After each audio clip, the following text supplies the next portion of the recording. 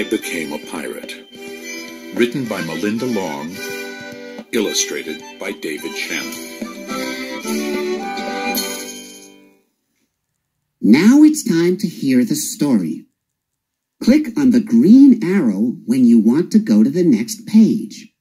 Click on me if you want the pages to turn by themselves.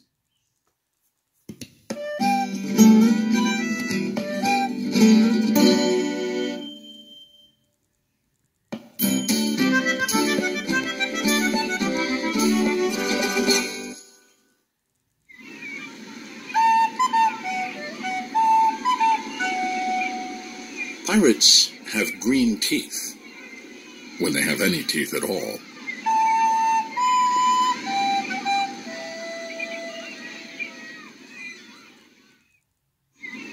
I know about pirates because one day, when I was at the beach, building a sandcastle and minding my own business, a pirate ship sailed into view.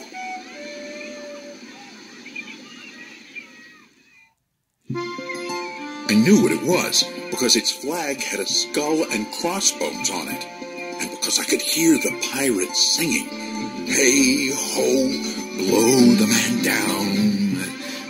They were a little off-key. I tried to tell Dad, but he was busy setting up the beach umbrella. I tried to tell Mom, but she was busy slathering my baby sister with sunblock.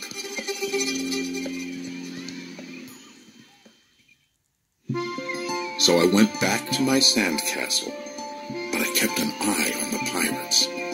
By then, they were rowing to shore.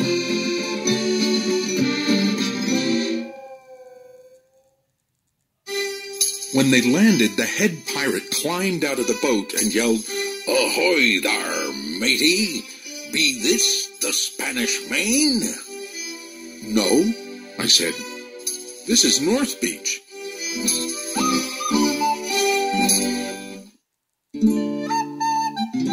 "Shiver me timbers," the pirate said.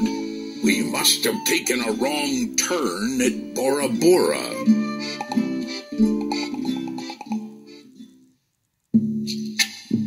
He walked around my sandcastle. He looked at the moat, then yelled back to his crew, "He's a digger, he is, and a good one to boot." "A good one to boot," the others agreed.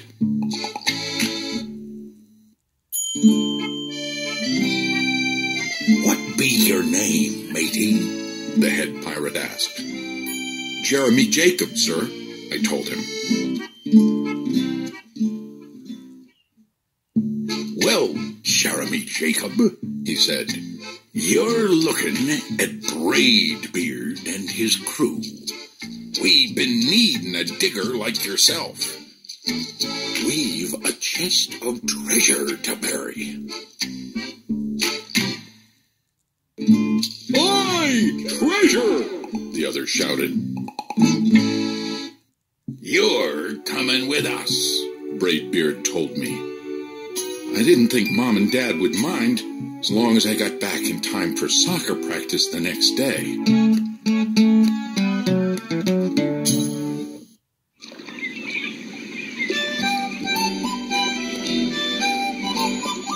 That's how I became a pirate.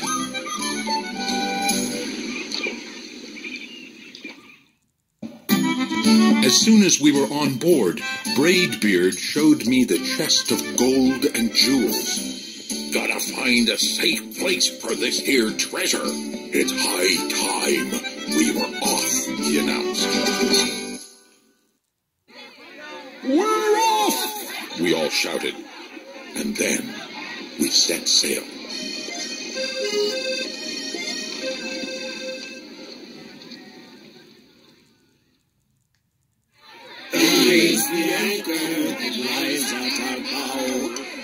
There was plenty to do on board. The pirates taught me to sing sea chanties. The louder, the better. and to say real pirate stuff like landlubber and scurvy dog.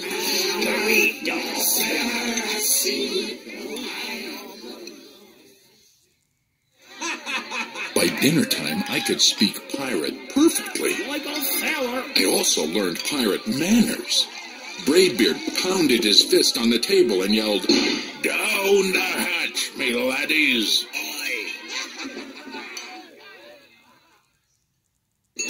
"Down the hatch!" we all shouted. Braidbeard gulped his food and said, "Hand over the meat!" "The meat!" we all roared.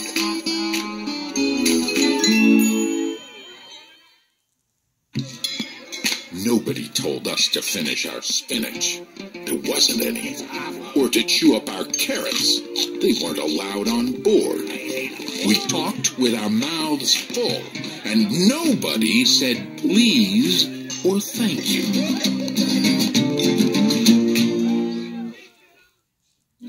After dinner, I tried to teach the pirates to play soccer.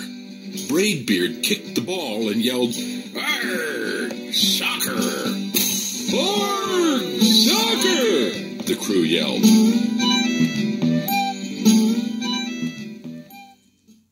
Then everybody dove for the ball at once, and it rolled right off the deck. "After it, me hearties!" Braidbeard commanded. "After it?" we all whispered.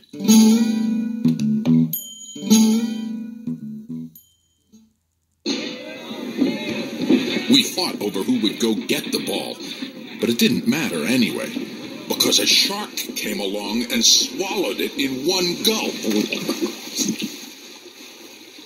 So much for soccer.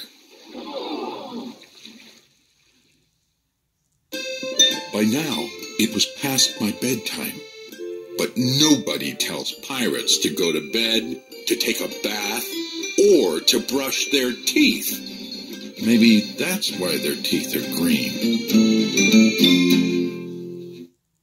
Pirates sleep with one eye open, just in case. And they don't change into pajamas, unless they want to. Pirates don't do anything they don't want to, except for maybe swabbing the decks. I wanted to be a pirate forever. But then, I found out what else they don't do. When I couldn't stay awake any longer, I asked Braidbeard to tuck me in and read me a story.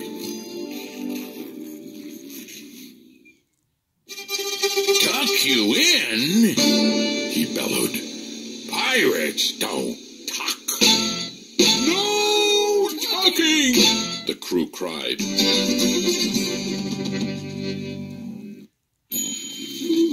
And the only thing they had to read was a map. "Don't you have any books?" I asked. Braidbeard looked confused. "Books?" I didn't even bother to ask about a goodnight kiss.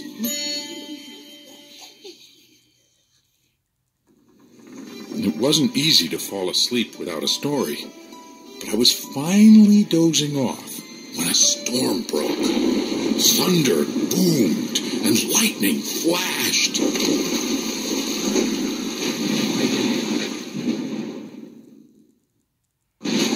I tried to hide under the covers as waves slammed up against the ship, but I kept falling out of my hammock. I couldn't find anyone in the cabin. They were all on deck.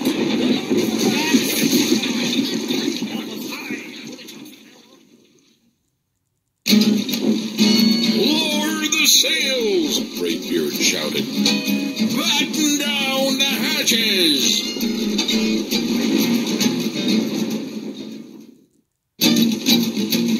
Everybody ran around yelling and lowering and battening. Nobody had time to sit close and tell me it would be over soon. Nobody even noticed me.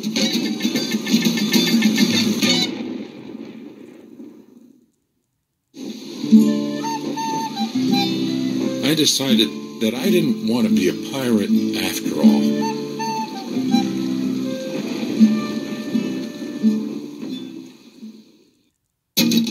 Just then, flash, crash, crack, lightning hit the mast and split it right down the middle.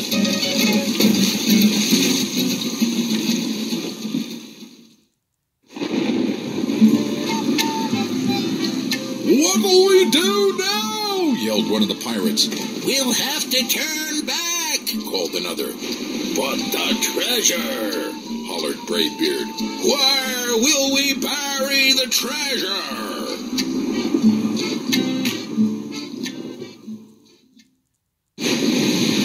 I stepped forward. "Maybe I can help," I shouted over the wind. "I think I know the perfect digging spot."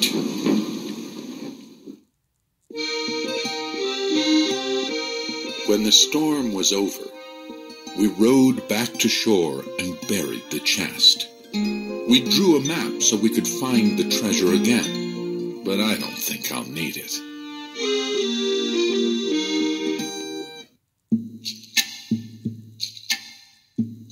After that, the pirates repaired the ship and got ready to set sail. Before they left, Braidbeard handed me a flag and said, "You make a fine pirate, Jeremy Jacob."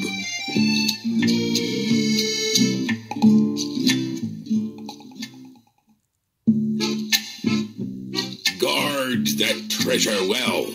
We'll be back to get it soon enough." "Soon enough," the crew repeated.